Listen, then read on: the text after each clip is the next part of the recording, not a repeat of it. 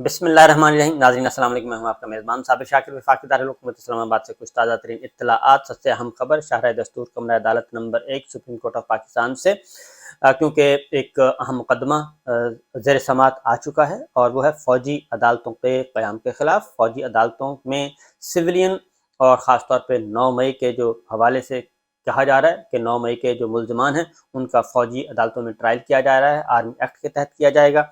उसके खिलाफ 4 दरखास्तें supreme court of Pakistan में मौजूद हैं। 9 रुकनी लार्जर बेंच तश्कील दिया गया था और आज उसकी पहली समाअत थी, लेकिन आज पहले दिन ही 2 ऑनरेबल जजेस ने उससे माजरत की सुनने से। नंबर 1 जस्टिस काजी फाइज ईसा साहब और दूसरे जस्टिस तारिक मसूद साहब। तारिक मसूद साहब तो खामोशी से चले गए, लेकिन जस्टिस काजी फाइज ईसा साहब जो हैं उन्होंने पूरी गुफ्तगू की है वहाँ पे। तो ये 9 रुकनी लार्जर बेंच था, फिर ब्रेक हुई, 2 ऑनरेबल जजेस गए, फिर 7 रुकनी बेंच ने आके इसकी समाअत की और फिर स्मूथ समाअत हुई और उसमें किसी किस्म की रुकावट नहीं आई। तो इसकी सारी डिटेल्स आपके साथ मैं शेयर करता हूं, क्योंकि ये मुकदमा बहुत ही अहम है। इस वक्त जो पाकिस्तान में 5 तरह के बहरान चल रहे हैं, आइनी बहरान है, सियासी बहरान है, अदालती बहरान है और सहाफ़ती बहरान है, मुआशी बहरान है। इन 5 बहरानों का ताल्लुक बहुत गहरा जुड़ा हुआ है, क्योंकि इस वक्त पाकिस्तान पूरी दुनिया में बदनाम हो रहा है बुनियादी इंसानी हकूक़, शहरी हकूक़ और जमहूरी हकूक़ की पामाली के हवाले से, और हमें ख़बरदार पे ख़बरदार किया जा रहा है।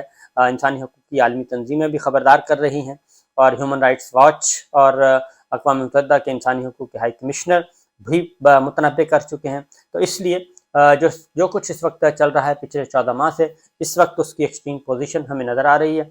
तो इस तनाज़ुर में ये मुकदमा बहुत ही अहम है, लेकिन मैं एज इट इज़ आपके सामने रखता हूँ जो कुछ हुआ, तो क्योंकि इसमें काफ़ी इम्पोर्टेंट बातें हैं जो कि आपको समझ आ जाएंगी। सबसे पहले जब 9 रुकनी लार्जर बेंच तशरीफ़ लाया तो चीफ जस्टिस ने वकला से मुकालमा किया कि आपको देखकर खुशी हुई और आपको हम वेलकम करते हैं, लेकिन उससे पहले इसी तरीके से सबसे पहले फिर हमें खुशी का इजहार तो करने दें। लेकिन उससे पहले यानी कि चीफ जस्टिस साहब ने जब कहा कि आपको देखकर खुशी हुई, तो जस्टिस काजी फाइज ईसा साहब ने कहा कि मैं कुछ ऑब्जर्वेशन देना चाहता हूँ। सरदार लतीफ़ खोसा साहब ने कहा कि हमें खुशी का इजहार तो कर लेने दें। आप खुशी का इजहार बाहर कर सकते हैं, ये सियासी फोरम नहीं है।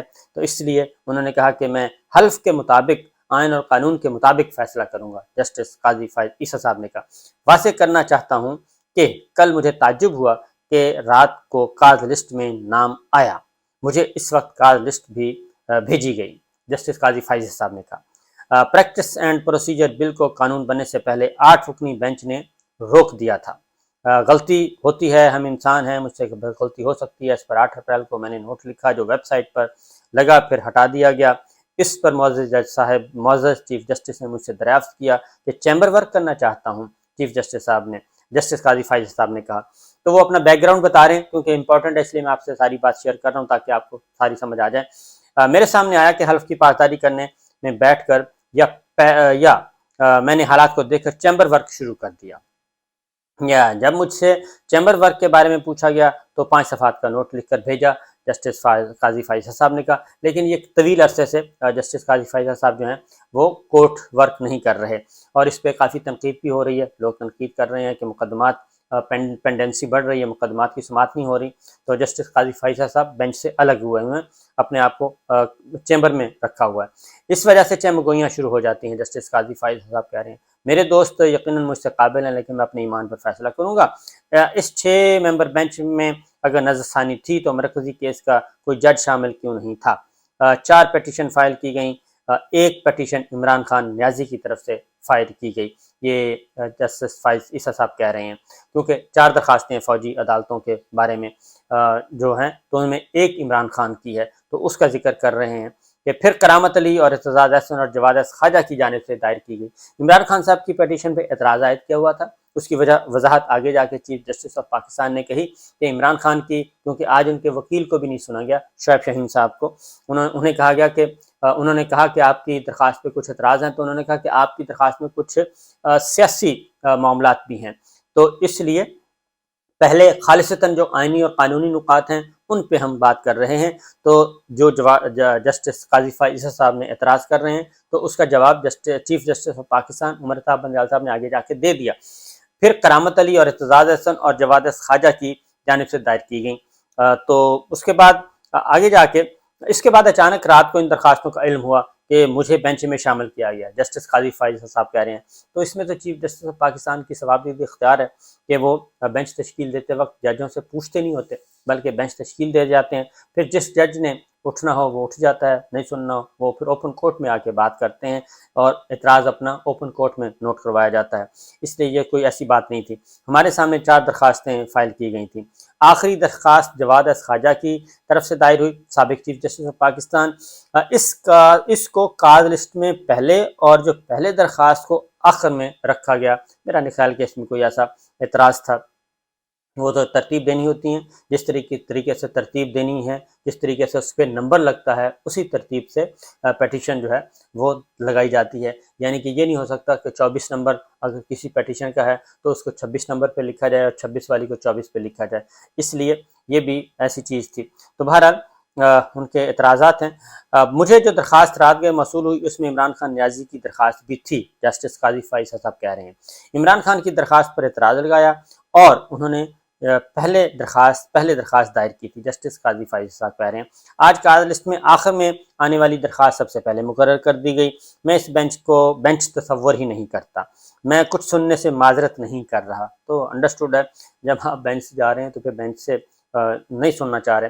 میں اس وقت تک کسی بینچ میں نہیں بیٹھ سکتا جب تک practice and procedure bill case کا فیصلہ نہیں ہوتا۔ میں معذرت چاہتا ہوں ججز کو زحمت دی، جسٹس قاضی فائز صاحب، میں اس بینچ سے اٹھ رہا ہوں لیکن سماعت سے انکار نہیں کر رہا۔ یہ بینچ سے اٹھنا سماعت سے انکار کرنا ہی ہوتا ہے۔ میں اس پر مزید بحث نہیں سن سکتا، جسٹس قاضی فائز صاحب نے کہا۔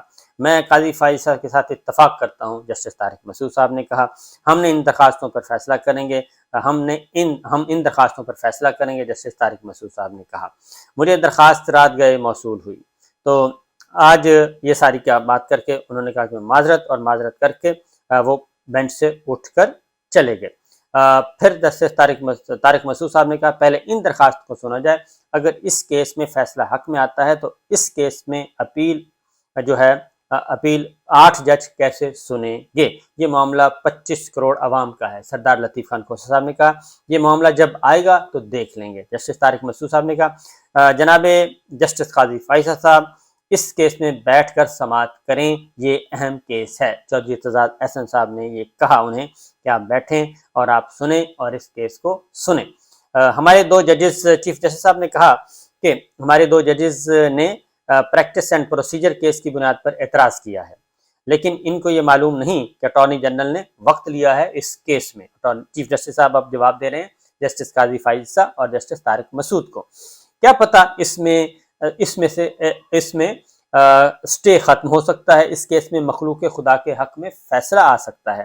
چیف جسٹس صاحب نے کہا کہ اٹارنی جنرل سے بات ہوئی ہے، ان آنریبل ججز کو نہیں پتہ دونوں کو، اس لیے یہ مسئلہ حل ہو سکتا ہے، آپ کے کیس کا کوئی اور حل کرتے ہیں۔ چیف جسٹس نے کہا ہم نے بھی یہ بینچ اپنے آئین کے تحت ہی بنایا ہے۔ چیف جسٹس دونوں کو جواب دے رہے ہیں کہ یہ بینچ جو ہے آئین کے تحت بنا ہے اور سپریم کورٹ رولز کے تحت بنا ہے، اس لیے اس میں کوئی غیر آئینی کام نہیں ہے کہ آپ یہ کہہ کے چلے جائیں کہ جی یہ بینچ ہی نہیں ہے۔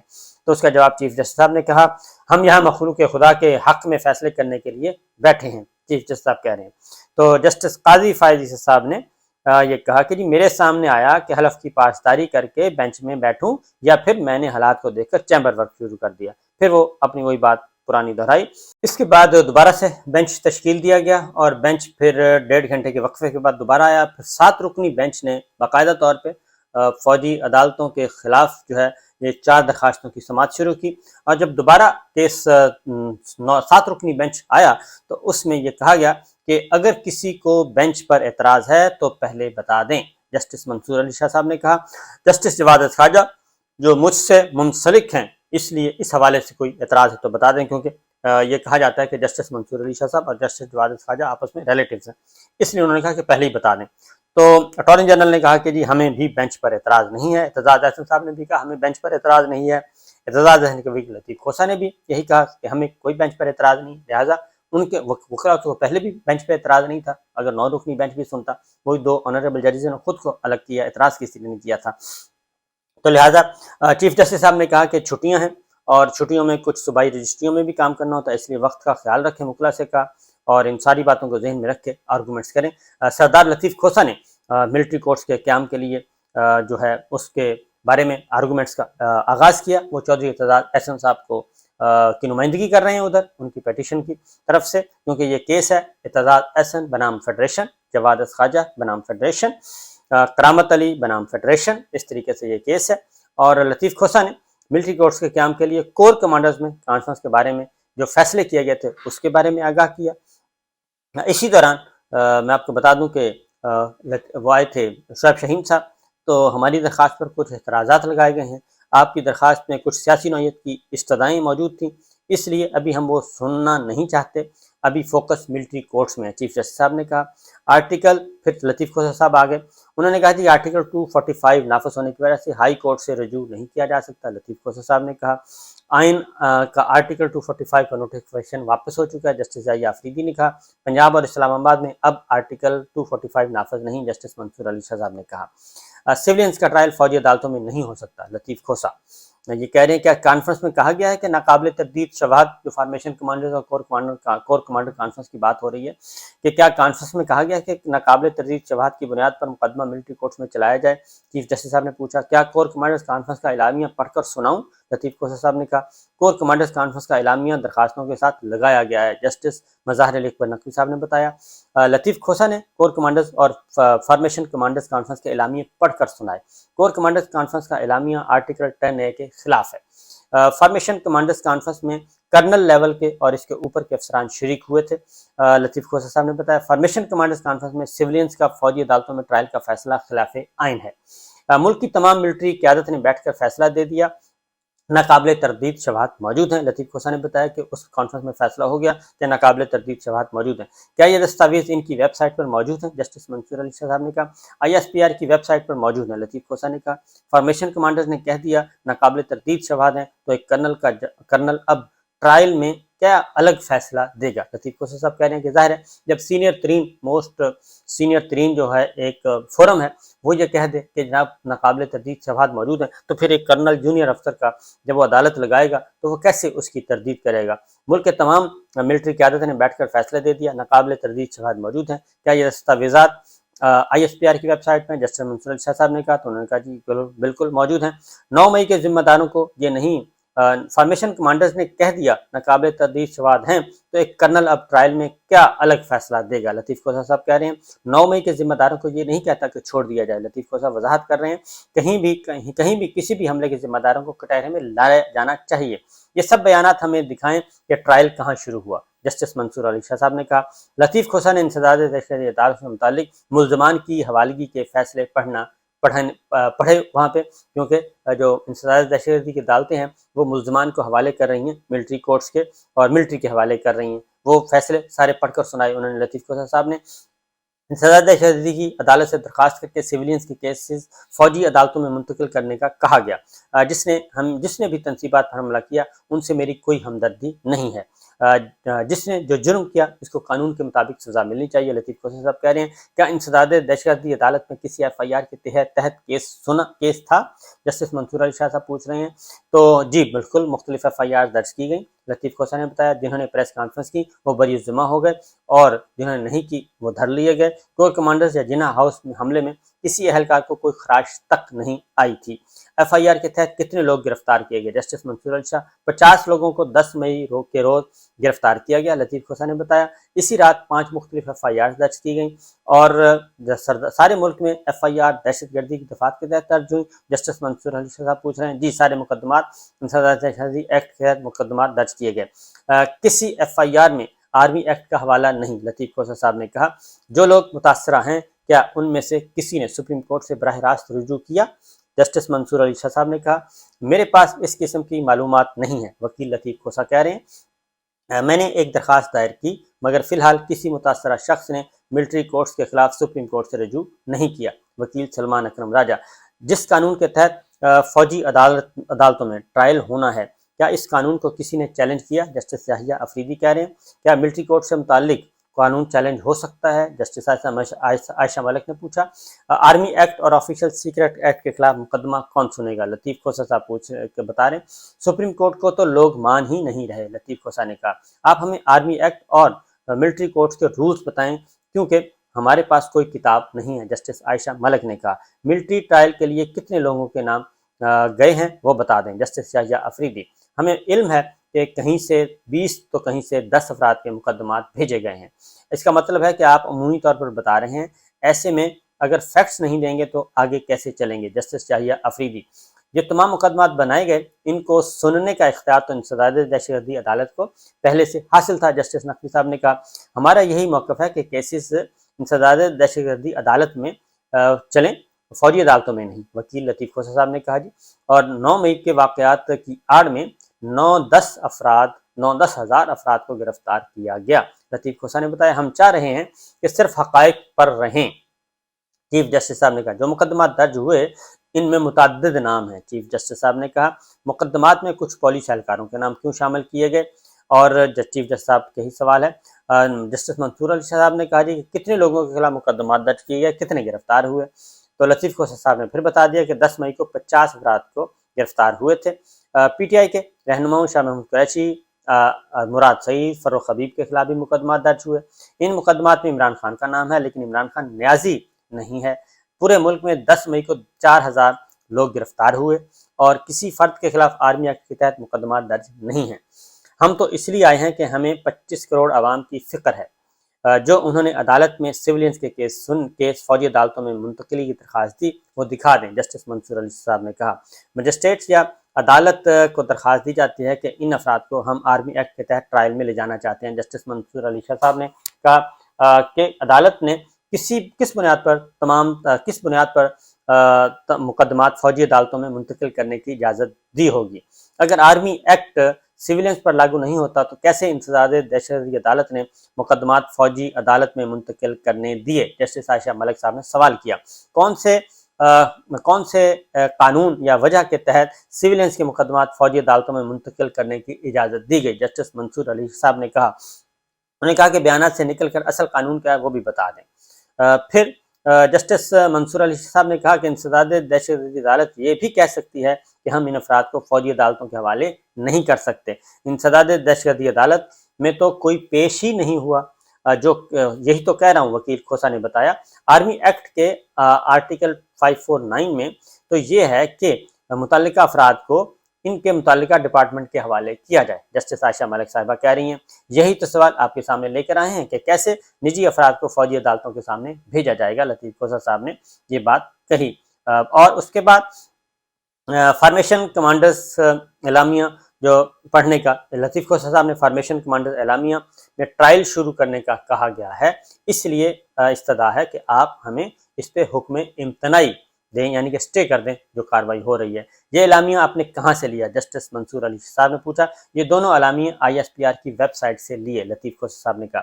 दोनों एलामियों पर काबीना ने भी मुहर सबत कर दी है, तो फेयर ट्रायल कहाँ होगा? जस्टिस लतीफ़ खोसा साहब कह रहे हैं कि ये दोनों एलामी हैं जो कि ISPR की वेबसाइट से लिए गए हैं, कोर कमांडर्स कॉन्फ्रेंस का, फार्मेशन कमांडर्स का, और उसकी फिर उस पर मोहर तस्दीक सबत कर दी काबीना ने।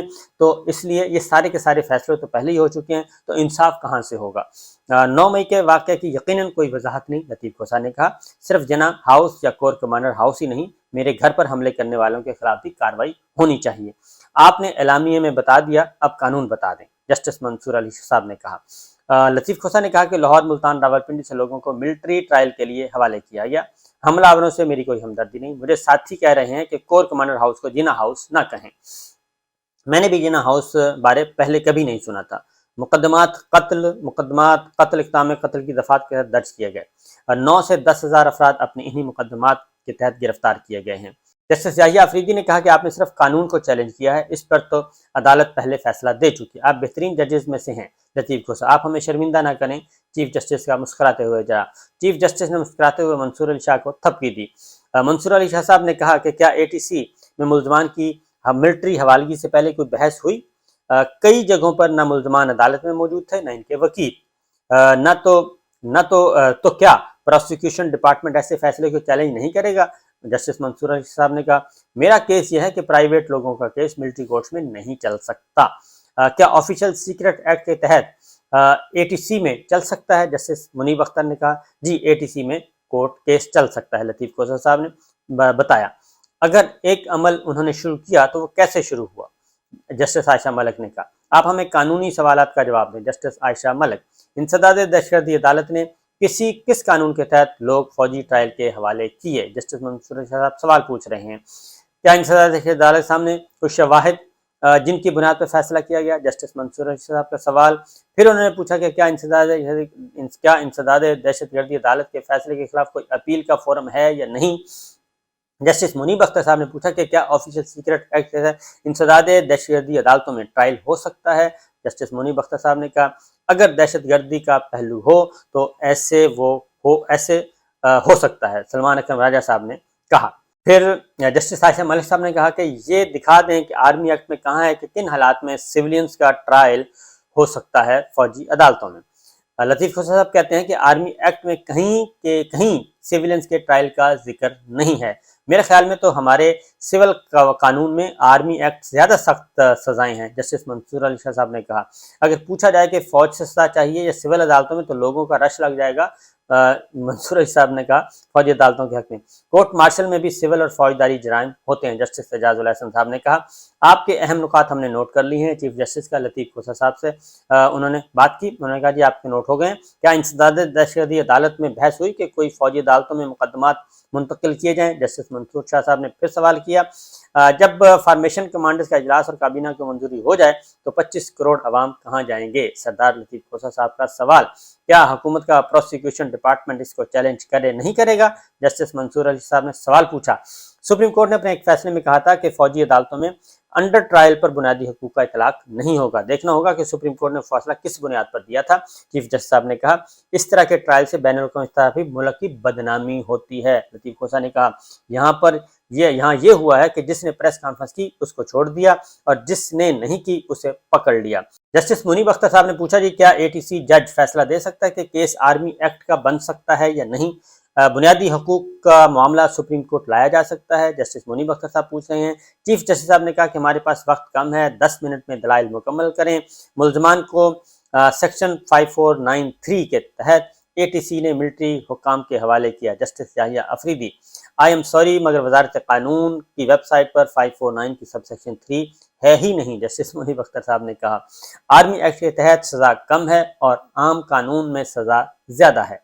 जस्टिस याहिया अफरीदी, वो पूछ रहे हैं कि आप इधर आना चाहते हैं या उधर जाना चाहते हैं? जस्टिस मंसूर अली शाह के रिमार्क्स पर कहा, आप कहते हैं कि मिलिट्री कोर्ट्स के खिलाफ अपील का हक नहीं होता। चीफ जस्टिस, आप कह रहे हैं कि मिलिट्री कोर्ट्स का फैसला पब्लिक नहीं होता, इसकी वजूहात वाज़ेह नहीं होती। चीफ जस्टिस साहब ने कहा, आप आगे चलें और दलाइल ख़त्म करें। आर्मी एक्ट तो आर्म फोर्सेस में काम करने वालों के मुतालिक होता है। जस्टिस आयशा मलिक, आपने इस एक्ट को चैलेंज किया? जस्टिस आयशा मलिक ने पूछा, अदालत ने कल फैसल सिद्दीकी साहब से दलाइल के लिए उन्हें कहा है कि आप दलाइल दें फैसल सिद्दीकी साहब से, और आज सरदार लतीफ़ खोसा ने जो इस्तदा की थी हुक्म इम्तनाई की, वो उन्होंने कहा कि अभी तक हम नहीं दे सकते, इस केस की मुकम्मल समाअत करेंगे।